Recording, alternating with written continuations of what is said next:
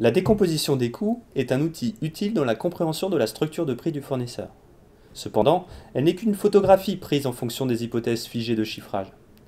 Alors que la décomposition des coûts donne une vision statique du prix, le cost model, lui, permet d'envisager sa dynamique d'évolution dans le futur. Pour bien l'utiliser, je vous propose de l'appliquer sur un exemple concret en 3 étapes. 1. Identifier les inducteurs qui impactent la structure de coût. 2. Évaluer les impacts des inducteurs sur les postes de coût. 3.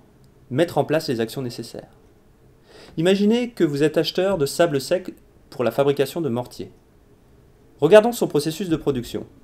Le sable est extrait d'un gisement sec, lavé de ses éléments végétaux, criblé pour trier ses grains en fonction de leur taille, séché à air chaud, conditionné en big bag, puis transporté par camion jusqu'à votre site. Pour le fournisseur actuel, le prix du sable est de 100 € la tonne. La décomposition des coûts de production peut donc être estimée à 10% de main-d'œuvre, 15% d'amortissement de machine, 20% d'énergie, 15% de frais fixes et 40% de transport.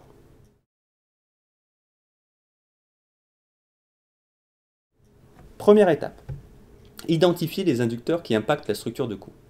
Attention, distinguez bien les inducteurs des postes de coût. Je vous rappelle qu'un inducteur est un facteur interne ou externe qui impacte les différents postes de coût d'un bien ou d'un service acheté. Avec vos experts, sur notre cas, vous avez identifié les inducteurs suivants. En interne, c'est-à-dire les facteurs sur lesquels vous intervenez directement, vous avez identifié les quantités minimum de livraison et la qualité du sable demandé en termes de granulométrie, taille de grain, et d'humidité. En externe, le prix de l'énergie, le coût du transport, l'âge du parc machine du fournisseur et la distance entre le fournisseur et vous.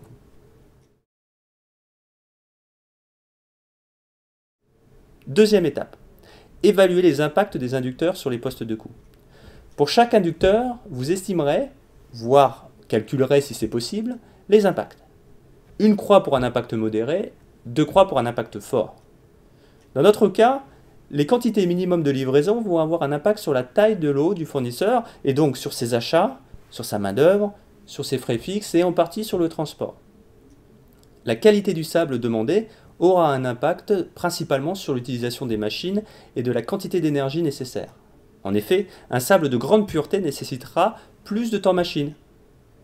On constate ici que les plus gros impacts ne sont pas forcément sur les plus gros postes de coût, notamment si l'inducteur impacte plusieurs lignes.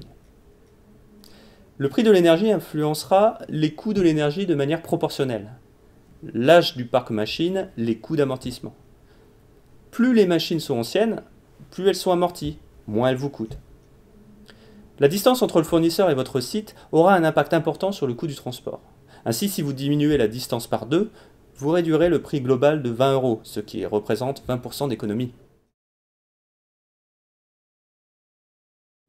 Troisième étape. Mettez en place les actions nécessaires. L'étude d'impact a pour but de déterminer des priorités d'action.